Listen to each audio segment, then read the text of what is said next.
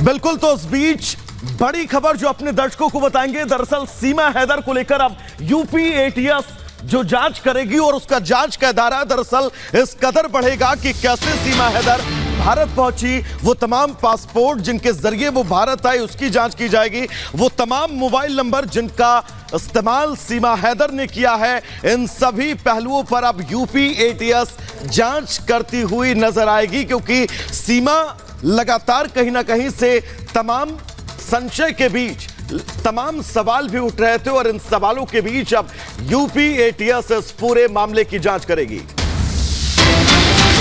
इस बीच बड़ी खबर आ रही है सीमा को लेकर, जिस तरीके से पाकिस्तान में सीमा की वापसी को लेकर लगातार आवाज बुलंद की जा रही है। दरअसल पाकिस्तान के सिंध में मंदिर पे हमला किया गया है, मंदिर पर रॉकेट लॉन्चर से यहां पे हमला किया गया है, सीमा को पाकिस्तान भेजने के लिए हमला किया गया है, मंदिर के पास फायरिंग भी की गई। लगातार सीमा की ओर से कहा जा रहा है कि वापस नहीं जाएंगी, लेकिन पाकिस्तान में उनकी घर वापसी को लेकर लगातार वहां पर धमकियां दी जा रही है, इधर धमकी दी जा रही है। और अब खबर यहां पर यह है कि पाकिस्तान के सिंध में मंदिर पर हमला किया गया है, मंदिर पर रॉकेट लॉन्चर दागे गए हैं, मंदिर के पास फायरिंग भी की गई है। मांग दरअसल यह है कि सीमा को वापस भेजा जाए पाकिस्तान। तो जिस तरीके से तस्वीरें दिखाई दे रही है आपको, ये बुलेट्स की तस्वीरें हैं जो फायरिंग की गई है मंदिर के पास पाकिस्तान के सिंध में। खबर आ रही है वहां से जहां पे रॉकेट लॉन्चर दरअसल दागे गए हैं और हमने इसके पहले भी देखा था कि तमाम लोगों की ओर से वहां से धमकियां दी जा रही थी।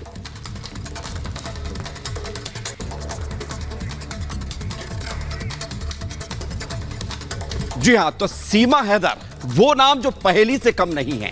भारत आकर जो कहानी सीमा हैदर ने सुनाई वो पहले दिन से ही सवालों के घेरे में रही और अब शक और पुख्ता होता चला जा रहा है जब पाकिस्तान से सीमा के करीबी ही सीमा के चेहरे पर चढ़े हुए नकाब को परत दर परत बेनकाब कर रहे हैं और इधर सीमा का अचानक से गायब हो जाना भी, मीडिया के सामने ना आना सीमा हैदर पर गंभीर सवाल खड़े कर रहा है। आखिर क्यों गायब है सीमा, इस रिपोर्ट में आप देखिए।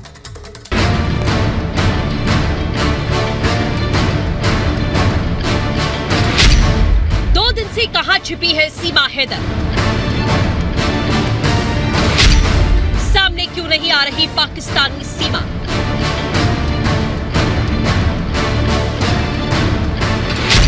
क्या राज खुलने के डर से अंडरग्राउंड हो गई?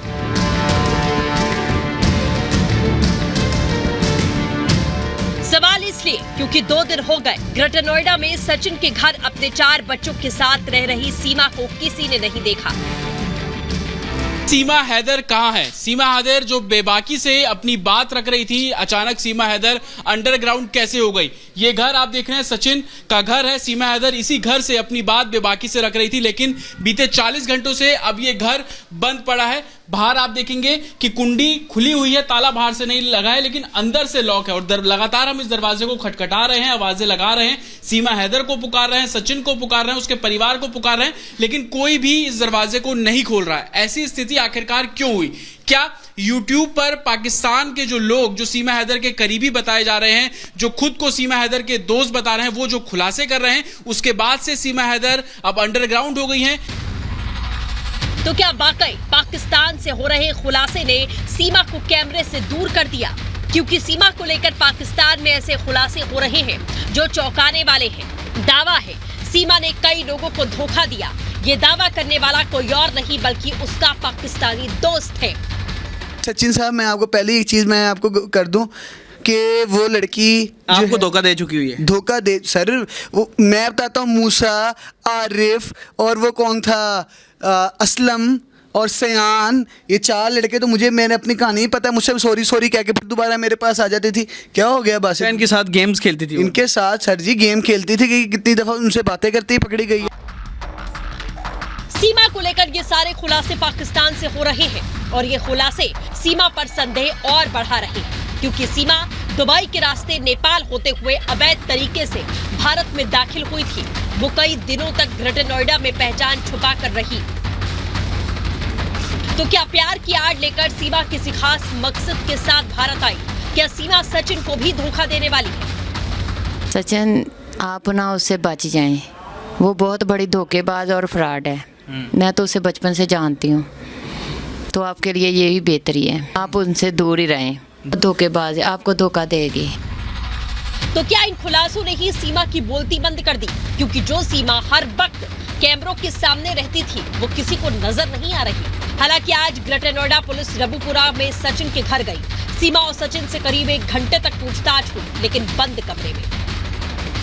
पुलिस जब यहाँ पर पहुंची तो उसको भी मशक्कत करनी पड़ी। तकरीबन 5 से 7 मिनट तक पुलिस बाहर खड़ी रही, खटखटाया, स्थानीय लोगों से बात करी, तब जाकर जो घर का दरवाजा है वो खुला है और उसके बाद अब पुलिस टीम अंदर पहुंची है। 5 लोगों की टीम है, जिसमें 2 पुलिसकर्मी तो वर्दी में है, लेकिन 3 सिविल में है। एक महिला पुलिसकर्मी भी शामिल है। उनके हाथ में हमें एक डायरी मिली। हमने पुलिस अधिकारियों से पूछा कि क्या वजह है आप लोग यहाँ पर पहुंचे हैं, तो उनका कहना है कि विवेचना के लिए पहुंचे हैं। हालांकि जो स्टेटमेंट सीमा और सचिन ने दिए थे, उन स्टेटमेंट को लेकर पुलिस लगातार इस पूरे मामले में जांच कर रही है।